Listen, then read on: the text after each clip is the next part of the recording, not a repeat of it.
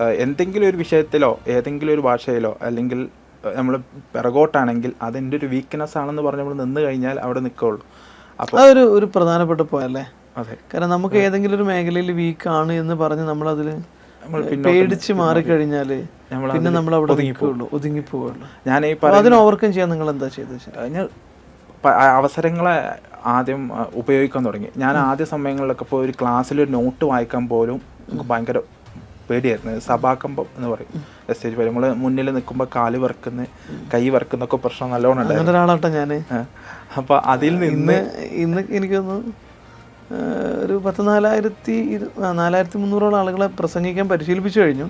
പക്ഷേ ഈ പറഞ്ഞ പോലെ ഭയങ്കര വിശ്വസിക്കൂല.